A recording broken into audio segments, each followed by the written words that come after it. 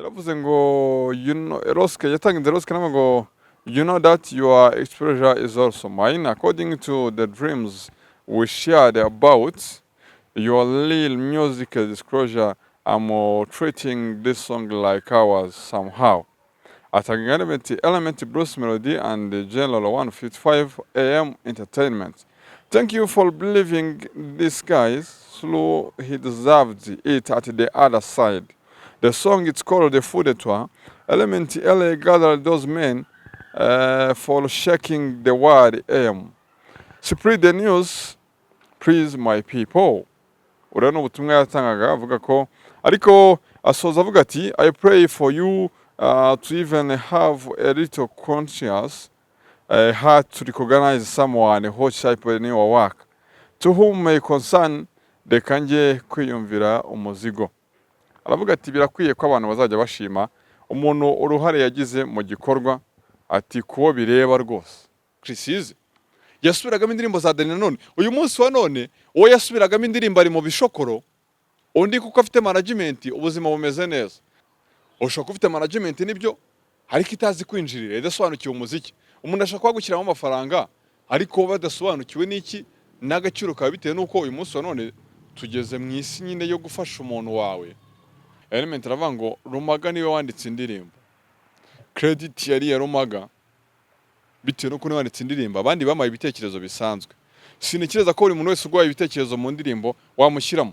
Yes, nizere ko mumeze fresh, nizere ko mumeze neza cyane. Ndagusuje aho dukurikira bari mu bice bitandukanye Burasirazuba, Iburengerazuba, Amajyepfo, Amajyaruguru, Umujyi wa Kigali, uri muri Leta Zunze Ubumwe za Amerika, uri muri Aziya, uri Burayi n'indi migabane igiye itandukanye. Aho dukurikira uri mu bice bitandukanye. Ni Jazz Kizo 250 2025. Niwo mwaka turimo twerekeza mu ufite izentego 2024 imiragenda igana ku musozo. Ese ufite izentego urimo kugera 2025 uteguye kwitegura gute kuyitangira gute igihe Imana izaba yakugejeje. Haracyari kare ariko nanone ugomba gutekereza big. Jazz Kizo 250 ukore subscribe kuri iyo channel hanyuma twibanire 5 kuri 5. Tinzanya ayo makuru noneho. Uyu munsi ndashaka ko tuganira tukamenya ngo ese mu Rwanda birashoboka ko umuhanzi udafite management ashobora gusurvivinga ubuzima bugakomeza. Ibi ngibi mbikuye ku nkuru igaragara ku gihe.com ivuga ko uwitwa Niyo Bosco ngo yikomye Element utaramuhaye credit mu kwandika indirimbo yitwa Food Etoile. Food Etoile nababwigejeje inkuru yuko ni imwe mu ndirimbo zagiye zikora ibitangaza bitandukanye. Ni indirimbo imaze kuza miliyoni zirenga 15 no bwa mbere bibaye cyangwa se nayo yinjiye mu mateka y'abanzi b'Abanyarwanda bagize gute binjije cyangwa se bafite indirimbo zarebwe cyane. Food Etoile nababwiye ko yakinwe cyane kuri Spotify. Uwitwa Niyo Bosco numwe mu bayanditse ariko uwitwa Element akavuga ko n'indirimbo yanditswe na Rumaga. Niyo Bosco ariko akunda umuntu agusanga muri studio agasanga wenda urimo recordinga atari ko se buri muntu wese uvuze ku ndirimbo bamuha credit. N'amagambo ari mu ubutumwa uwitwa Element yagaragaje ubwo yasubizaga Niyo Bosco wavuze ko atamuhaye credit. Akaba umunyarwanda bati urimo gupfa cyangwa se wapfuye nawe hadapfunda imitwe. Niyo Bosco akwiye kuburana credit yo mu ndirimbo ya Food Etoile cyangwa se akwiye kurwanira n'ibikorwa bye. Niyo Bosco waje kuva muri MIE ubwo yatandukanaga n'uwitwa muri Ndahabi Irene. Ubuzima bwe bwagiye busa naho buza amakajagari. Hari studio yaje kujyamo birangira atamazemo kabiri ari mukajya mu yindi. Biza ko yagiye muri Kikas kuva yagirayo yasohoye indirimbo yitwa Ndabihiwe yari kuri EP yaherutse gushyira hanze iminsi yashize. Ariko ikibazo kiravuga ngo ese koko Niyo Bosco yakabaye ari Niyo Bosco yakabaye uyu munsi none arimo kuburana credit ngo ko batamuvuze ngo mu bagize uruhare mu ndirimbo yitwa Food Etoile. Niyo Bosco nk'umuhanzi w'umuhanga cyane udashidikanywaho wakoze ibintu bitandukanye yanditse indirimbo zikomeye cyane. Uyu munsi none kariyeri irimo iramucika ahubwo arimo araburana ngo nago bamuhaye credit muri Food Etoile. Birakwiye koko. Ariko se Niyo Bosco udafite navuga ngo udafite stability ya management urimo kujya hana akajya hana birangiza gute kariyeri ye mu Rwanda. Bisa naho bigoye igihe umuntu adafite management imufasha kugira hava n'ahagera bitewe nuko management ni yidiringa mu bikorwa na bimwe by'umuhanzi aho usanga umuhanzi uwaririmba gusa ariko management ikamenya ngo ese ibindi bikorwa bindi bijyanye no gushaka amasoko yo kwamamazamo bijyanye no kubona ibitaramo ari buririmbemo bigenda gute. Rero ntekereza ko nkibona ino nkuru iri ku Gihe, nkibona uwitwa Niyo Bosco nababaye cyane, ndavuga nti ibi bintu koko birakwiye, ibintu birakwiye ko umusore nka Niyo Bosco aburana kuvuga ngo ntabwo bamuhaye credit. Ni ikibazo gikomeye cyane, naje gusanga ari ibintu bibabaje cyane bitewe n'uko ni umuhanzi ukomeye cyane utakabaye aburana ibyo bintu, aburana ngo ntabwo bamuhaye credit koko. Urashaka credit cyangwa se ukwiye gukora indirimbo yawe ahubwo nayo ukaba yaba successful. Ni ibintu rero ntekereza ko byababaje cyane, ndavugana ariko nabinyuraho ariko bigatuma ndeba no ku bandi bahanzi dufite hano mu Rwanda. Ese management igire uruhe ruhare kugira ngo umuhanzi atere imbere? Ese umuntu wari ufite management bigenda gute kugira ngo aze gusubira inyuma? Rero ukabona ko ni ibintu bibabaje cyane, ni ibintu bibabaje cyane ariko byo gukurikirana tukareba. Ni inkuru igaragara ku Gihe, ubona ko Niyo Bosco byamubabaje cyane kuba atarahawe credit, ariko witwa Element akavuga ati sintekereza ko wenda buri muntu wese winjiye muri studio urimo gukora indirimbo akayivugaho, uwo muntu wese yahabwa credit. Ugasanga rero ni ikibazo nyine gikomeye cyane. Ni inkuru iri ku Gihe aho ivuga ngo witwa Element yasubije Niyo Bosco wamushinjije kutamuha credit ku ndirimbo yitwa Food at One. Element akavuga ati basanze ndimo gukora indirimbo muri studio, nyuma yo gusanga ndimo gukora indirimbo muri studio bamaha ibitekerezo, ariko bitavuze ko bagize uruhare mu ikorwa ry'indirimbo. Rero gakeya reka mbanyurire muri ino nkuru igaragara ku Gihe, hato na hato tutazagira ngo ni ibintu barimo kwibwirira biri aho ngaho bya Jaburani. Ni inkuru ifite umutwe uvuga ngo Element yasubije Niyo Bosco wavuze ko uruhare rwe mu ndirimbo Food etwa rwirengagijwe. Producer Element Ele uyu nguyu akaba yamaze gusubiza umuhanzi witwa Niyo Bosco wavuze ko uruhare rwe rwirengagijwe cyangwa se atahawe credit mu mezi 11 ashize. Ubwo iyi ndirimbo yari imaze gusohoka nibwo Niyo Bosco yanyarukiye ku rubuga rwe rwa Instagram ashimira cyane Roskana ku ntambwe yari akomeje gutera mu muziki, ariko mu gusoza ubutumwa bwe avuga ko agiye gusengera ba nyiri indirimbo kugira ngo bajye bamenya gushima buri wese wagize uruhare mu gikorwa cyabo. Ese gushima umuntu ngo ni itegeko cyangwa se ni ihame ko umuntu niba atagushimye uza kumunenga? Si ibyo gusa kuko mu kiganiro Niyo Bosco yakoze muri icyo gihe nabwo yivugiye ko ibyo bamukoze kuri iyi ndirimbo abifata nka kudeta.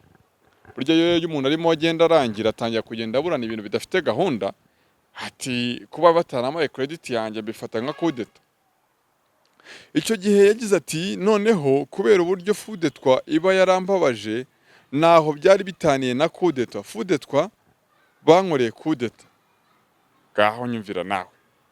Mu kiganiro Element yagiranye na 155 AM Media yemera ko Niyo Bosco n'abandi bahanzi barimo Okama, Christopher baje bamugana baje gukora indirimbo zabo, ariko basanga ari kumva yitwa Food etwa bakagira ibitekerezo bishya bamuha. Atari ibyo ngibyo ntabwo bivuze ko aribo banditse indirimbo, kuko n'umuntu ashobora gusanga muri studio akaguha udutekerezo gakeya.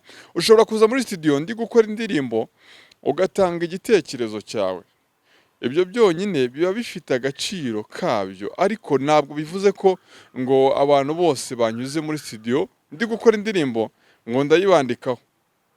Gusa nubaha ibyo yayikozeho. Urumva? Element rero mu butumwa yashyize kuri Instagram y'icyo gihe yaravuze ngo yatangize Roske nama ngo you know that your exposure is also mine according to the dreams we shared about your little musical disclosure.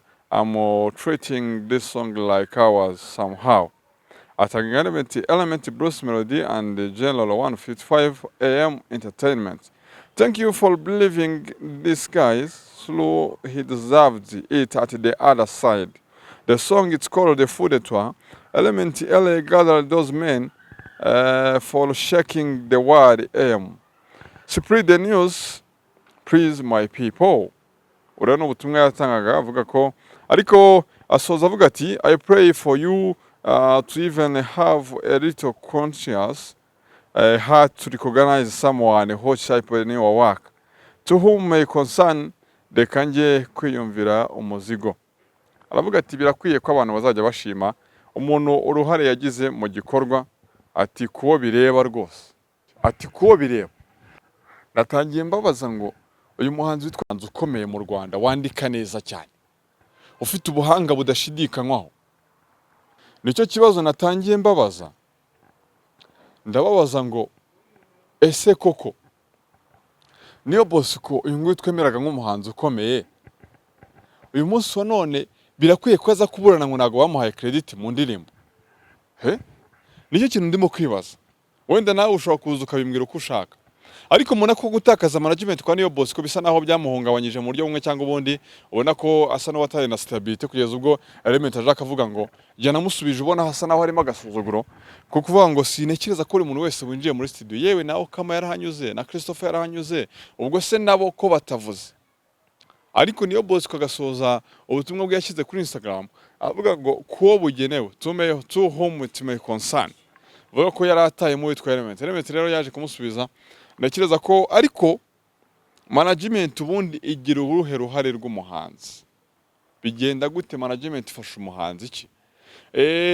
Abitwa reka tunyure mu bahanzi bamwe na bamwe bagiye bakora umuziki tukababura, bitewe nuko na management bari bafite ngo ibashe gukontrola ibikorwa byabo. Uwitwa Gisa cy'Inganzo uyu nguyu yaragiye turamubura. Ni umwe mu bahanzi b'abahanga cyane baririmbye indirimbo zirimo ku Uruyenzi. Iyo ndebye urukundo nkunda jyewe birandenga, uwo yarabuze. Hari undi muhanzi ukomeye cyane witwaga Niyorik, ni umuhanzi w'umuhanga nawe twabuze. Turacyareba uruhare rwa management mu kugira ngo umuhanzi atere imbere.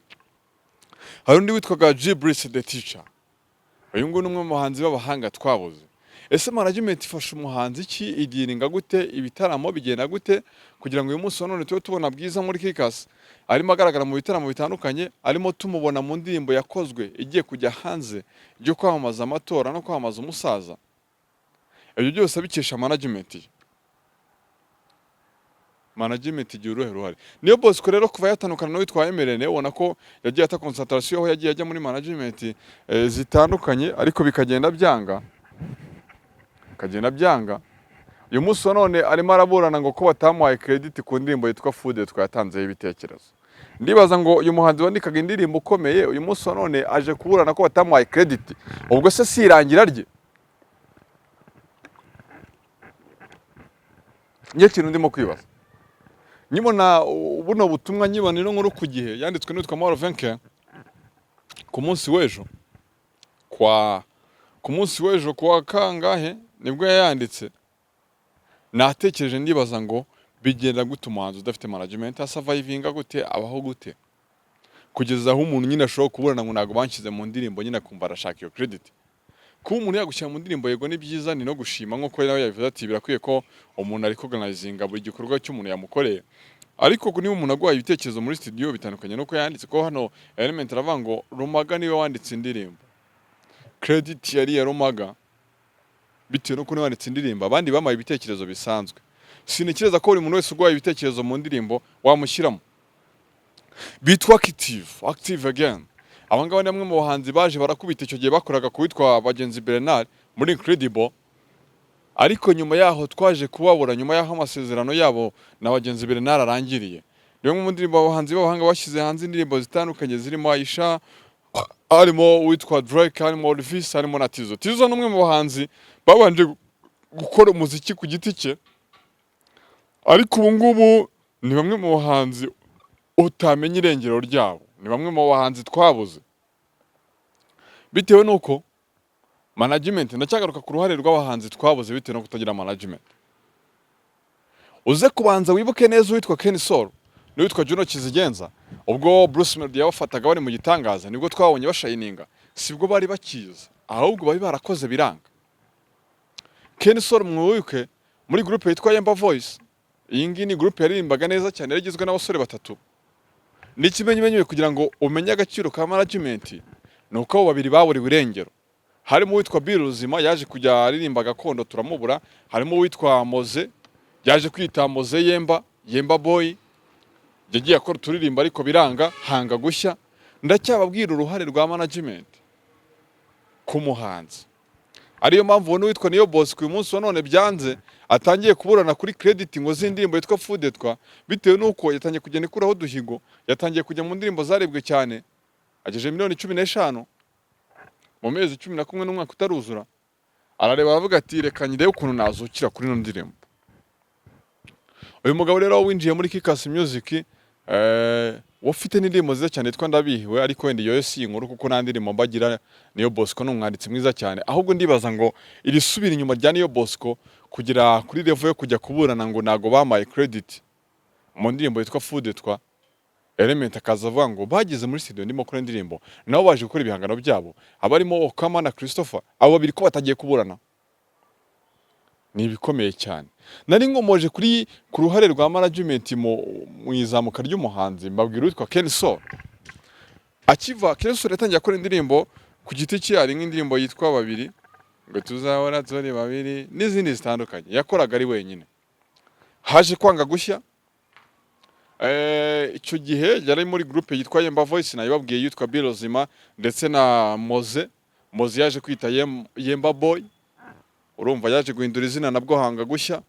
Bivuze ko management irafasha abahanzi bamwe bacu bana mu Rwanda. Ubushobozi bwo gukora indirimbo si bwinshi, akeneye ya management kugira ngo imufashe gukora indirimbo nziza, audio nziza, video nziza, imufashe kudininga amasoko, imufashe kudininga ibitaramo. Umuhanzi witwa Fireman aherutse kuvuga mu kiganiro ngo nihe mpamvu duhora tubona muri arena n'abahanzi bamwe bagarukamo. Ndaza kubakubwira umugeni bahari udafite management.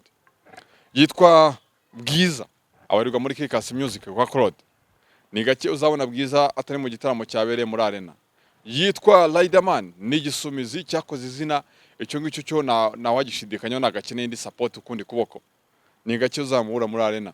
Yitwa Chris Easy kwa Junior Giti, nejo bundi yaririmbye muri stade ya Pele Stadium watanga igikombe kuri APR. Ibyo bintu byose rero, izo diro zose zigenda zikinwa na management iri buze kwinjirira ikamenya ngo ariko turimbye hano hantu ari ukuntu byakongera agaciro kacu. Management ndacyabwira wa mumaro wa management ku muhanzi.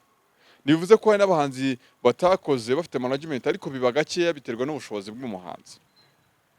Ken Soul yaje gukora umuziki ku giti cye, birangiye akora groupe ya batatu.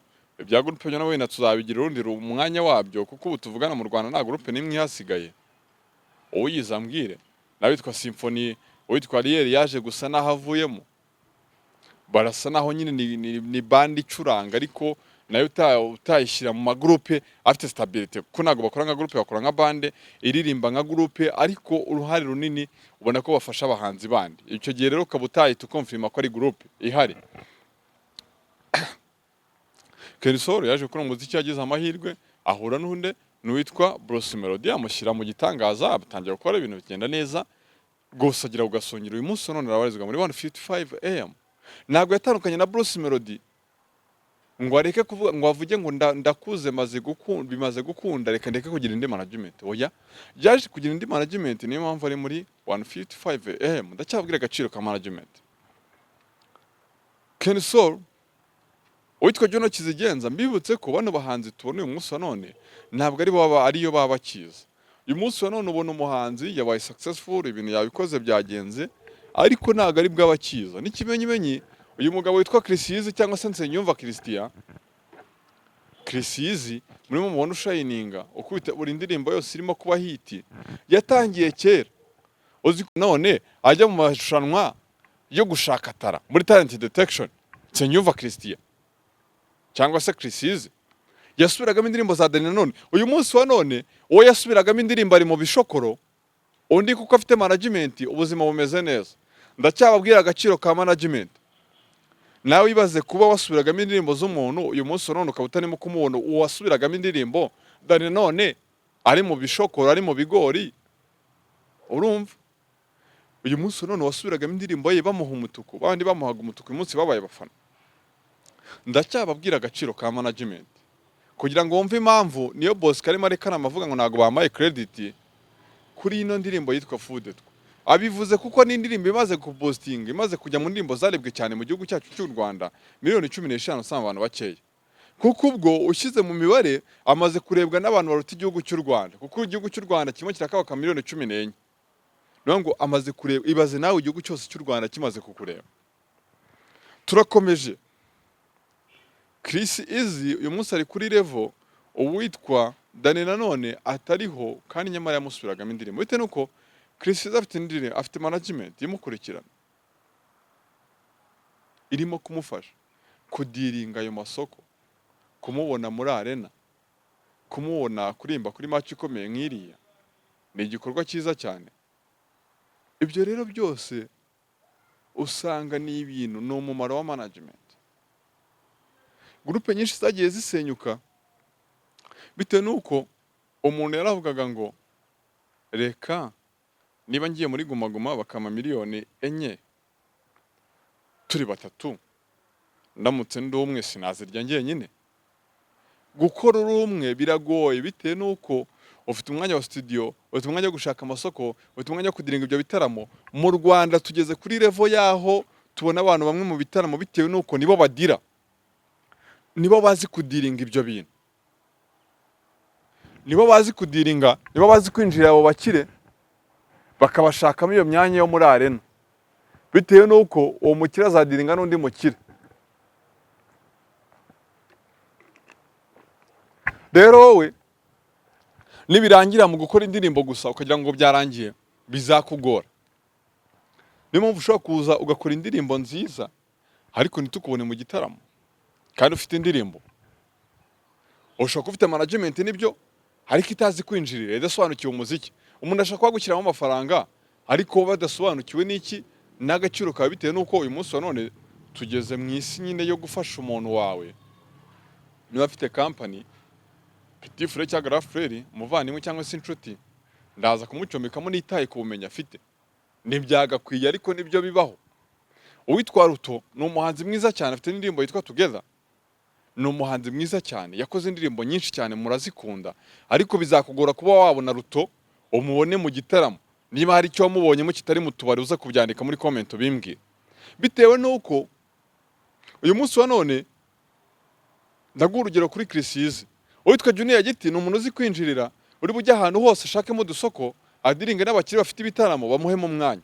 Nutekereza ko platform nk'iriya yo kujya kuririmba batanga igikombe kuri APR ari platform yoroshye, ni platform isaba kudiringa bikomeye cyane.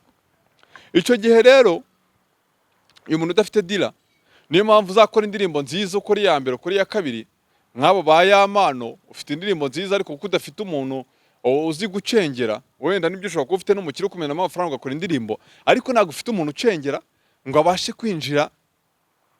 abashe kwinjira hahandi umuntu yakwita ku gasongero. Urumva ikintu rero kibaho ni kimwe, nuko birangira nyine ukoze umuziki ariko kuzakubona kuri platform bikagorana. Ikibaho nuko ukora indirimbo nziza ariko kuzakubona bikanga. Nibyo bibaho. Ukabona umuhanzi ni umuhanzi mwiza ariko kuzamubona mu gitaramo biragoranye. Aruto araza akora indirimbo nziza ariko nta gitaramo uzamubonamo. Uwitwa Yamano akora indirimbo nziza rwose ariko nta ndirimbo uzamubonamo. Rero ikintu kibaho ni kimwe, nuko nyine birangira umuhanzi kuko nta management afite, irangira rye ribaho.